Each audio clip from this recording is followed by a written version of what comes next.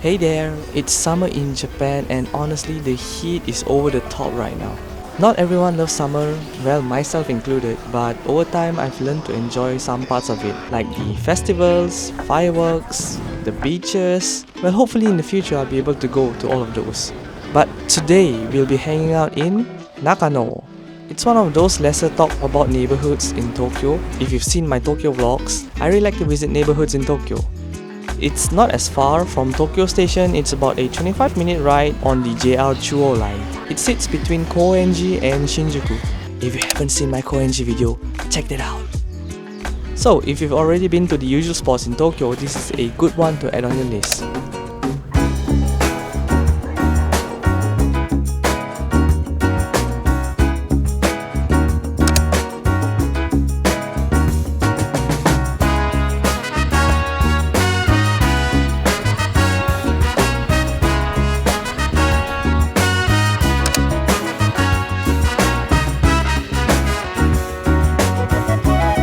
So, from this station, leave the south exit of Nakano Station and head to Nakano Dori Street. This is the entrance to Renga Zaka Street. It's quiet with a cozy European vibe, like fairy lights, lots of cafes, bars and izakayas.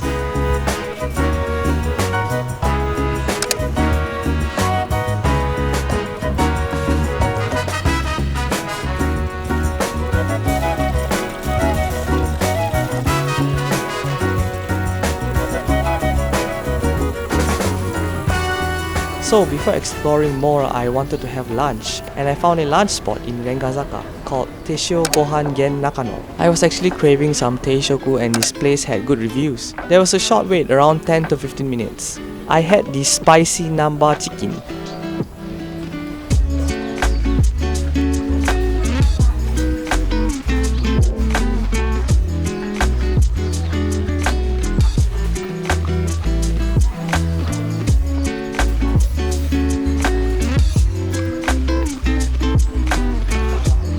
The pricing wasn't the cheapest but not bad either. What caught my eye was how seriously they take their rice. Apparently they use hand-salted brown rice and a mix called 7-grain rice made up of only domestic grains. It's packed with fiber, vitamins and minerals, and they run multiple safety checks for radiation and quality. The meal was simple but satisfying, just the right amount to fuel up for more exploring.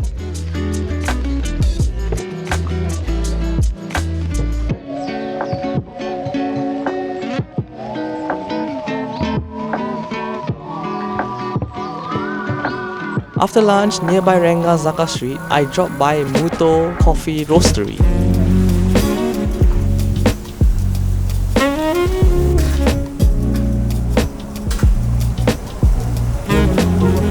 They have a solid selection of beans and I went with the cold brew. Hi, iced coffee. アイスコーヒーでよろしいですか。そうですね、アイスコーヒーでお願いします。はい、600円です。じゃあお付けになってお待ちください。はい。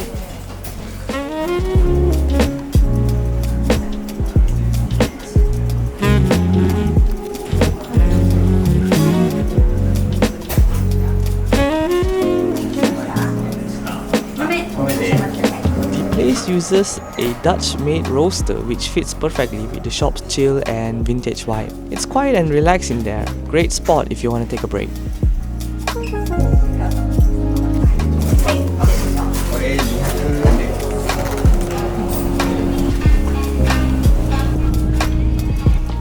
So I got the coffee. I got the ice cold coffee, 600 yen. Oh, not bad.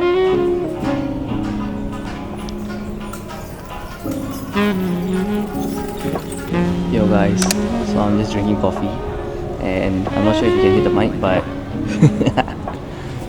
let's just see lah. It's quite a nice place.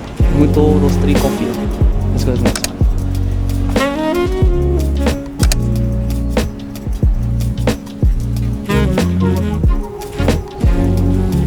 Next, we go to the other side of the station, and our first stop is Fujiya Camera.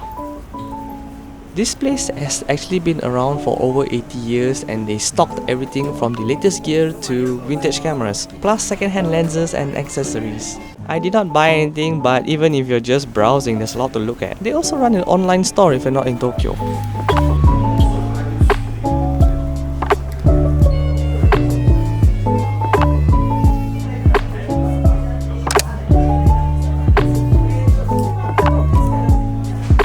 Nakano is known for Nakano Broadway and Nakano Sun Mall, a covered shopping street that stretches about 220 meters. What stood out to me on the Nakano Sun Mall was the glass roof. With the sun hitting and the orange frames, the ceiling looked amazing, especially with the blue sky peeking in. The vibe here is really energetic and busy. Lots of people shopping, looking around and walking through. At the end of the mall is Nakano Broadway, a famous place for anime, manga, vintage watches and collector's items. It opened back in 1966 and still reflects that era of charm. So even if you're not buying anything, you could easily spend hours here just window shopping.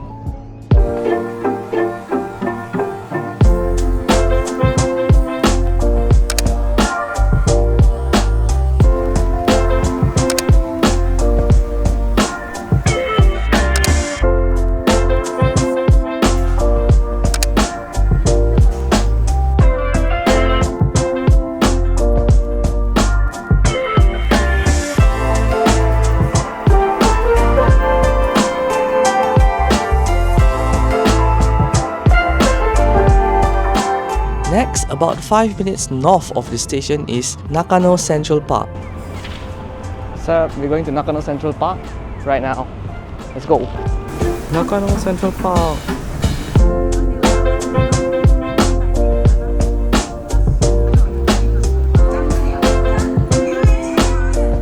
As you can see, I actually ran into a festival while I was here. Food stalls, music, families enjoying the day. It's a great little break from the city space.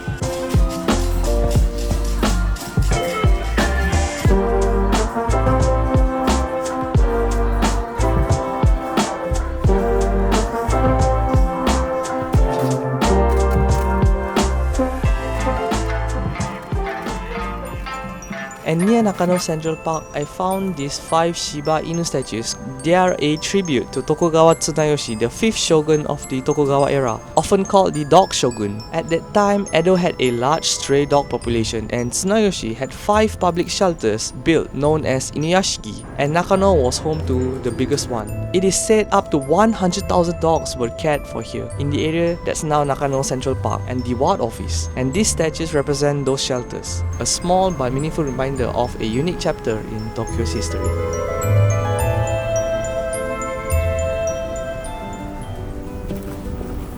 A bit of a walk from Nakano Station, about 15 to 20 minutes, you'll find Araiyakushi Baishoin Temple. It was founded in 1586 and it's most well known for prayers related to eye health and child rearing.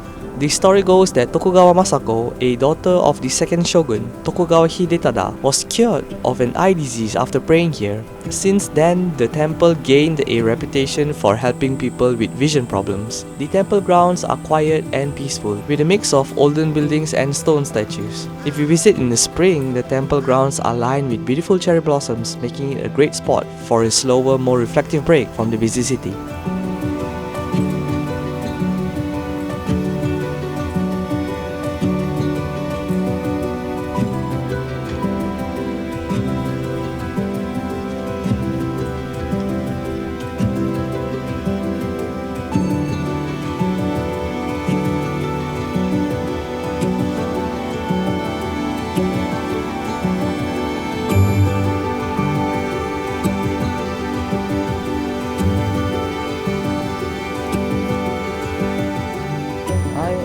Currently in Araiyakushi Baishoin. So it's quite a local temple, quite nice. You can just chill. It's a bit far from the station. I mean a little far. If you have more time, you can come here, but if not, maybe you can just wander around the station.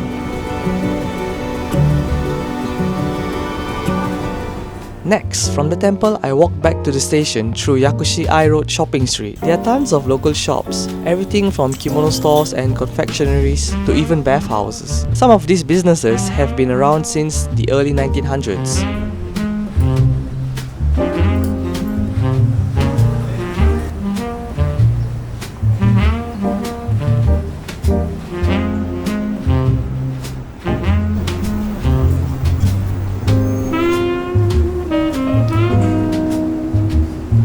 And on the way, I found this little place called Aozora Coffee. Aozora means blue sky, well, which explains the color they're using. It's a small cafe, very local feeling. We had two bean options that day, Colombian and Chinese. And since the Colombia beans ran out, I got the Chinese one. It was slightly bitter but still refreshing. It's a small local coffee shop and you can actually sit inside or outside. I recommend sitting outside if it's not too hot, which is what I did. Quite a nice spot if you want to people watch.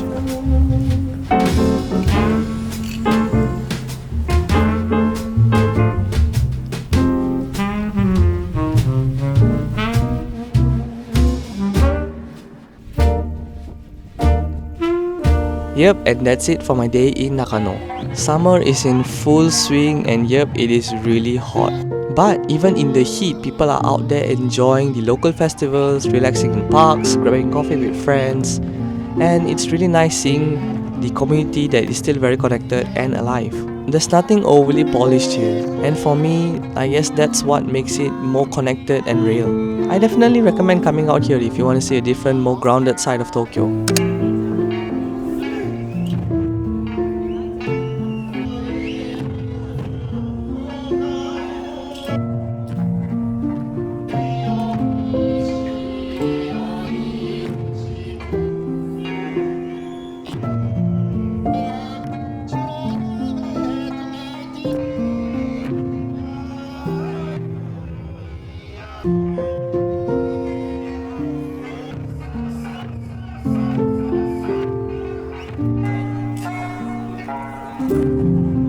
Thanks for watching. If you're planning a trip to Nakano, I hope this helped. Don't forget to like and subscribe for more Japan content. Stay hydrated, take care in the heat, and I'll see you in the next one.